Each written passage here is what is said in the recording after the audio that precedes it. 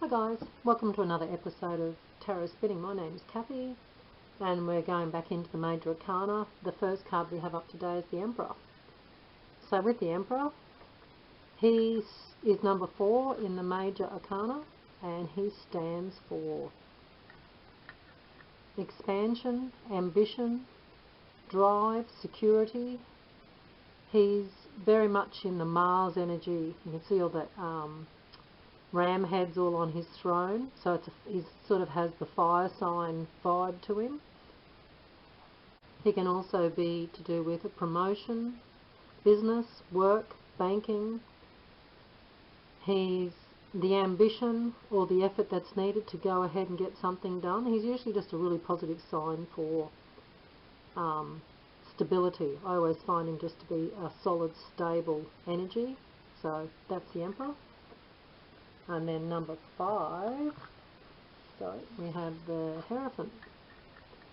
And with the Hereford, it is a formal gateway in your life. And in this card, it's sort of like a priest or a popey person with that bit of a hat.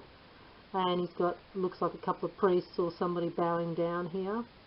There's keys which indicate with those keys there that this is a gateway in your life. So it can be to education. It can sometimes symbolize marriage.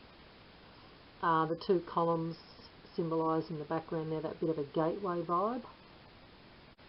Can be to do with sometimes teaching, courses, study, uni, or a course you need to take to further you along.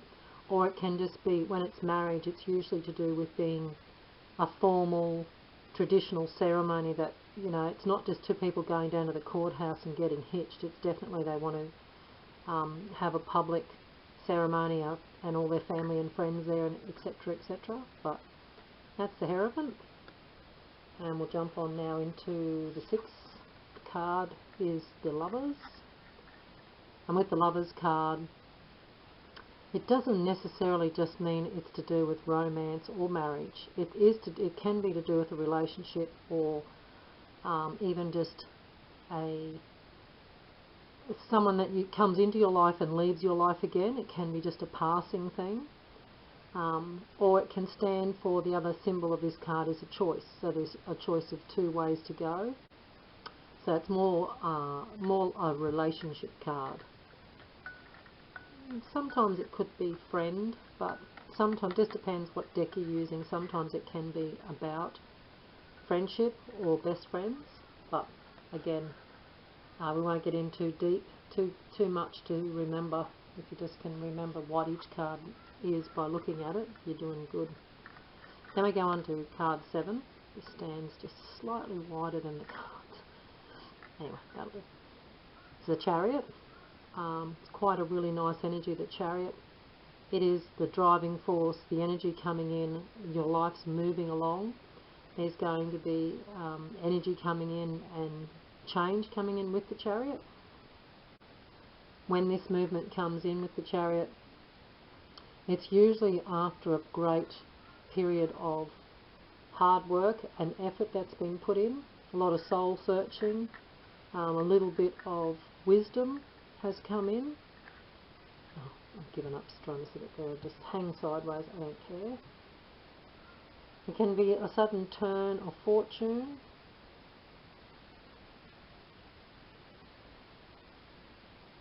Or it can be the beginning of this journey or this change that's coming in. It probably could at times even refer to a trip, but not so much. It's more to do with a bigger movement in life's energy.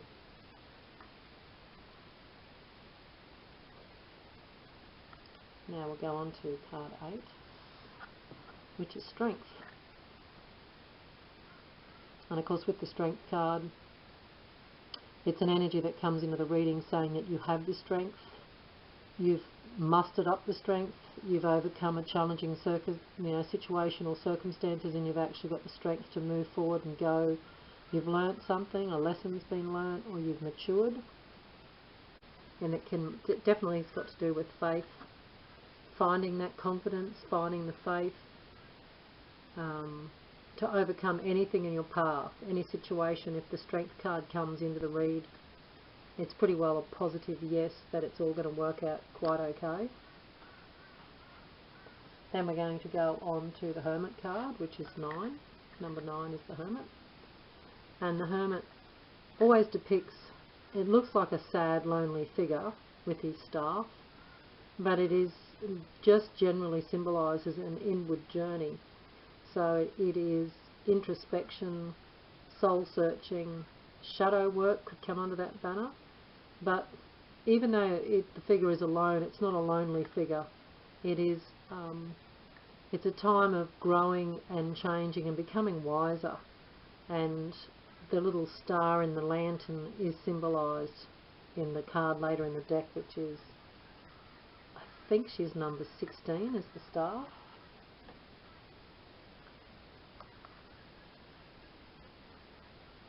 She's number 17, there you go. Close, but no cigar. And the Hermit's just, it's usually to do with getting advice or having some advice coming around that helps you with a decision that you've got to make, or having the maturity to make the right decision.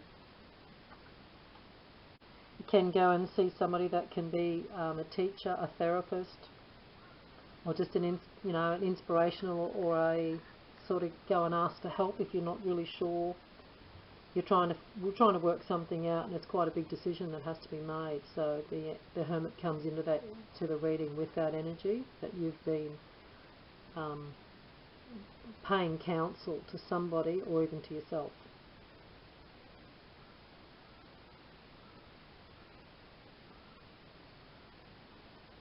And it definitely usually is a withdrawal from, for a period of time, there's a withdrawal from everything you usually do. Your life changes a little bit when the Hermit's in play. That's the Hermit. Then we go on to number 10, which is the Wheel of Fortune. Wheel of Fortune is got the fixed signs around it, the 4 fixed signs that sit around the card: Scorpio, Aquarius, Taurus and Leo. So it's a bit of fate and karma. There's a lot of that sort of vibe with this card. Represents change, movement, unexpected twists of fate. Things could change, and it turns out great, but it's not really the way you thought it was going to turn out. It can be quite, you end up with a smile on your face at the end of it, but it's not always going to be not the way you thought it was going to work usually.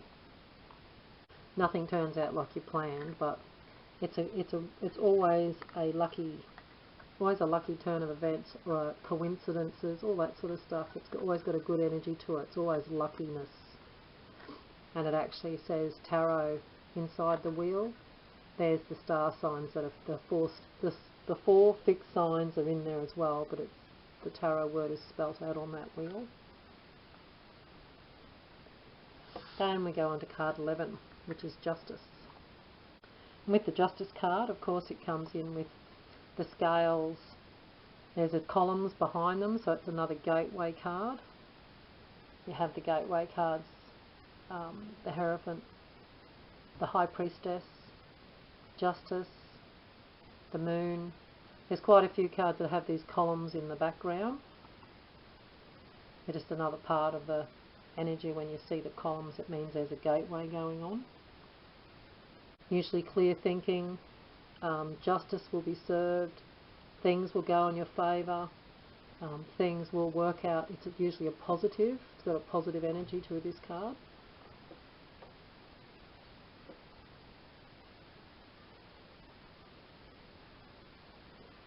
Decision might be made, and the sword usually stands for the truth, the sword of truth.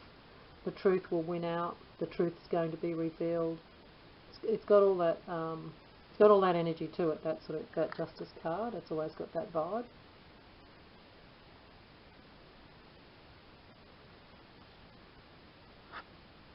Then we go on to the Hangman, and with the